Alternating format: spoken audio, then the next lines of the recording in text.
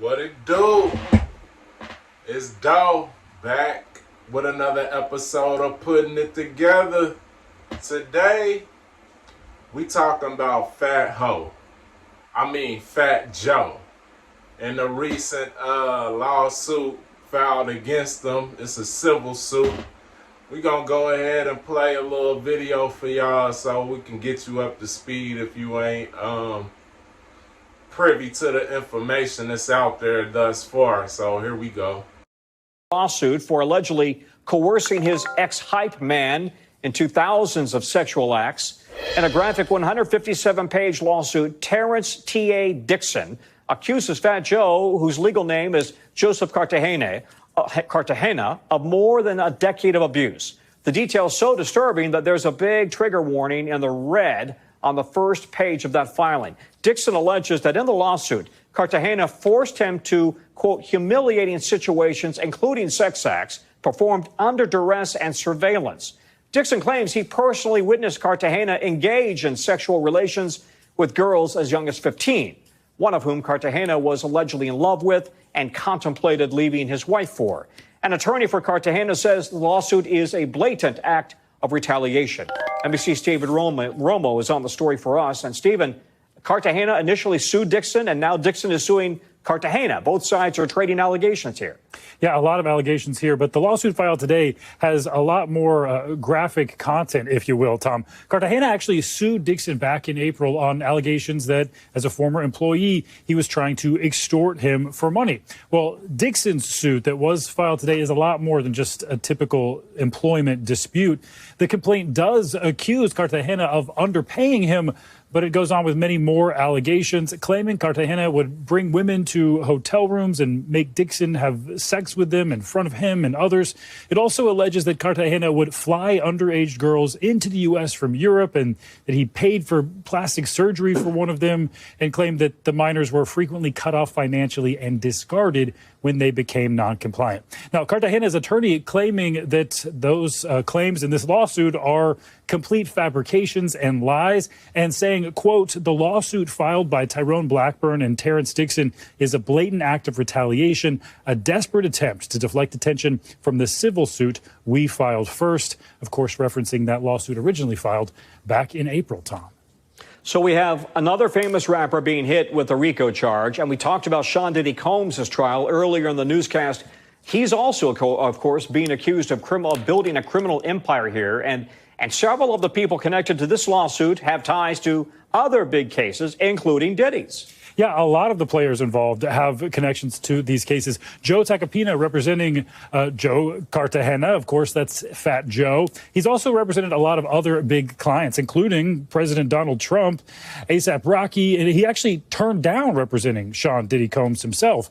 And then we have Tyrone Blackburn there on the right, who is right now representing Dixon, but he is also representing music producer and rapper Lil Rodney in a separate case that is against Diddy. The lawsuit filed by Dixon is a civil RICO case, unlike Diddy's, which, of course, is a criminal RICO case. But there is a lot of crossover in these allegations here, Tom. It's kind of head-spinning, actually, Stephen. Thanks very much. So, you heard it first from Terrence T.A. Dixon, man.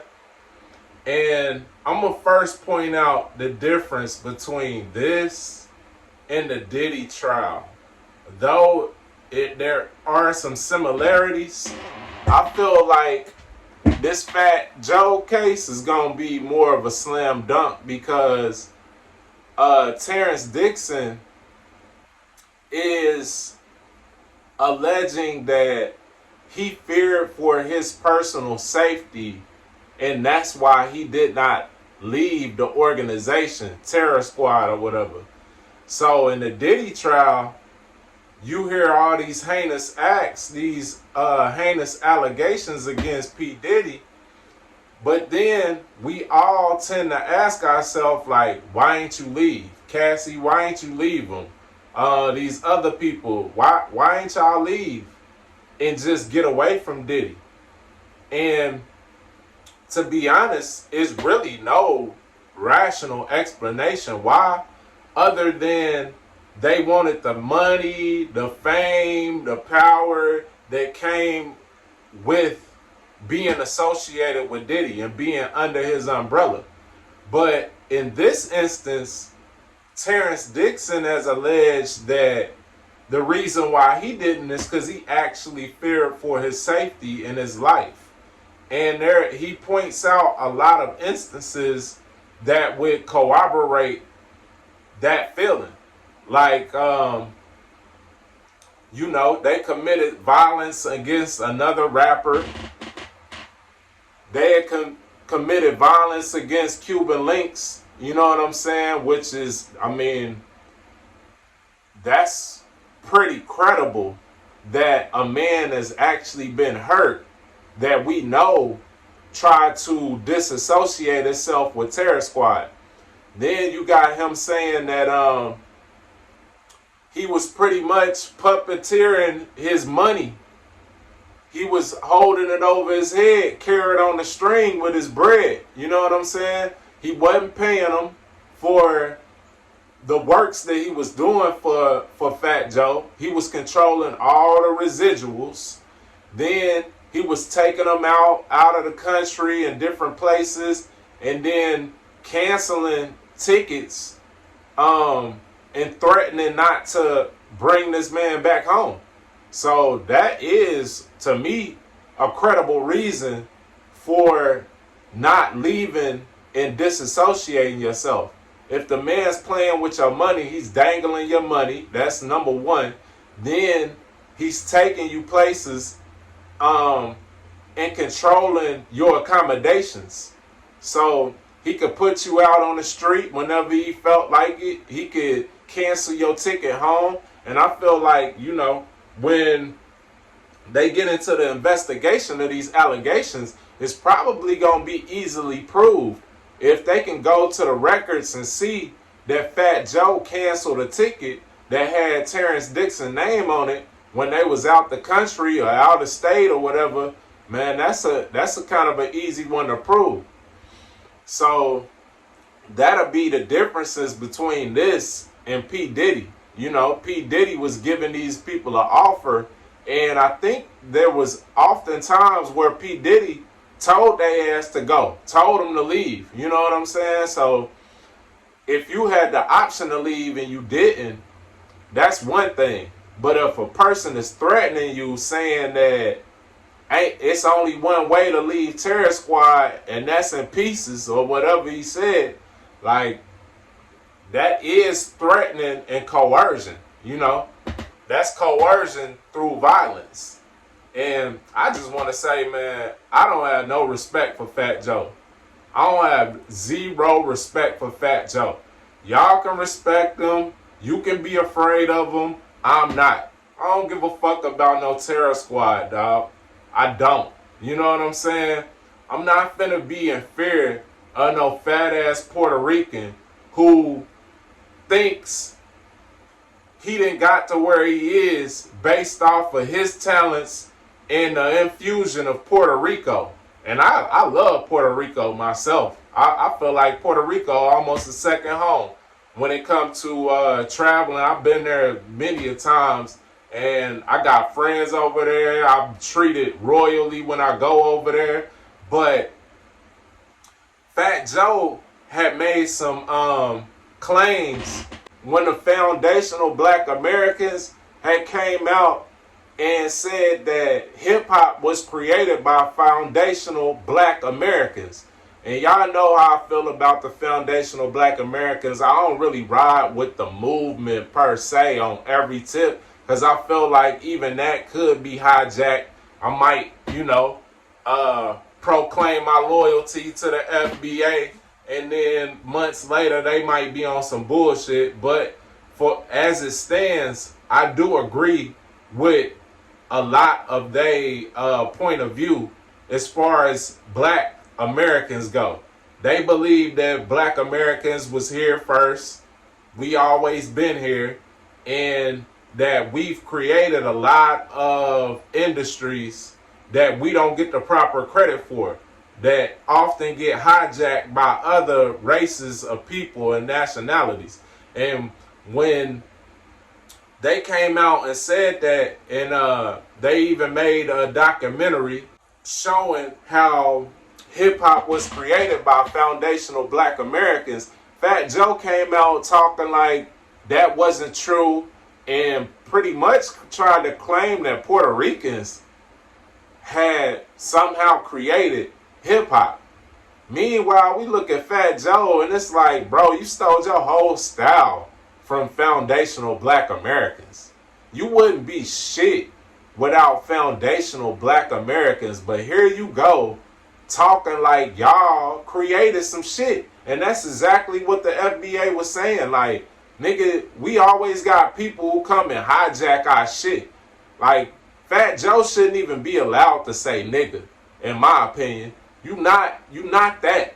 Just let it go. And I have respect for Big Pun, cause I still won't say like Big Pun and them, they not creators of hip hop. But Big Pun at least was rapping in Spanish, and you know, he brought a big Puerto Rican vibe. He brought his heritage to his rap, his style of rap. And I can respect that. I ain't never heard Fat Joe rapping in no daggone Spanish. You know what I'm saying? I don't even know if the nigga know how to speak Spanish for real. I don't know. Maybe he does. Maybe he did. But I'm just saying, I ain't heard that shit. And he ain't go big off rapping in Spanish. So, miss me with all that shit. And I don't care about Terror Squad. Not scared of no fucking Terror Squad. So whatever comes with these comments is what comes with the comments. I ain't out here looking for beef, nigga. I'm 39. I really ain't, you know, I'm out the game. I already got my stripes on the street, but man, I don't give a fuck about Fat Joe. Just put that down in the record books. Didn't care for him. So I feel like this is interesting that these allegations is coming out where you've been trying to take from a black American. He been writing your raps and shit, and you taking his money, you threatening him, then you out here fucking with underage chicks. You done bought a 16-year-old girl a body. You know what I'm saying? You falling in love with 16-year-olds, buying them bodies and shit, paying their bills and shit. Like, how lame can you get, dog? When you fucking with underage girls, man, that's the lowest of the low. You supposed to have all this money and fame, and with that, the best you could do was to snag a schoolgirl. Like, come on, my nigga. Like, if these allegations is true, they need to go. Not only does he need to pay bro his money back, Terrence T.A. Dixon his bread back, they need to slap his ass up under the jail for real. Like, nigga, you trafficking underage girls? Like, man, miss me with that shit. Meanwhile, you trying to take claim for something that foundational black Americans created. That's disrespectful, no honor, just the lowest of the low, man. And I'm kind of glad to see a nigga get his just due if he does. If he indeed did this shit. And if he didn't, I still don't fuck with Fat Joe, because you tried to stake claim to something that you know niggas laid the foundation for you. You not out here making hits for real without no black Americans on. Shoot your videos in Puerto Rico, my nigga. Record your fucking CDs in Puerto Rico, my nigga. Feature artists Puerto Ricans, my nigga. If that's how you feel, you can do it without us. If you can do it without us, show us. Prove it to us. Because this fat lip yapping, this Peppa Pig ass looking motherfuckers yapping ain't moving the needle, bro. And he tried to say foundational black Americans, they just some broke niggas. And man, you a broke nigga. He got hit with a tax evasion charge.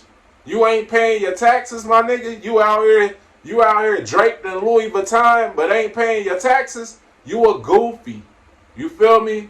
So I just wanted to, weigh in on this shit, man, because I didn't care for Fat Joe. And he was on Math Hoffa's show cackling. And Math Hoffa is a fucking islander or something. You know what I'm saying? Over here trying to reap the benefits from real black Americans. Then y'all want to cackle like y'all got something to laugh about when it comes to foundational black Americans staking claim for what we built. Now y'all niggas is chuckling. Where is your show at, Math Hoffa? You know what I'm saying? If y'all's pool and y'all gang is so fucking deep with islanders and foreigners, why your show ain't still going? Huh? Why Fat Joe over here trying to get a check? Taking money from black Americans trying to get a check. Just go abroad to where the fuck you from and show us. Get that shit popping on your island. You don't need us, right? Wrong. Y'all niggas need us, man. And this shit funny to see niggas over here cackling and shit, giggling and shit like little girls when you talking about true facts of us building something and y'all niggas riding a wave trying to hijack shit and y'all fucking crumb bums, for real. Niggas fucking on little girls, man. That shit crazy, man. I ain't got no respect for that shit. You a little pedo. You know? You a little pedo. And if these allegations come out true, which it look like is leaning towards they are, man, spit on Fat Joe, man. For real.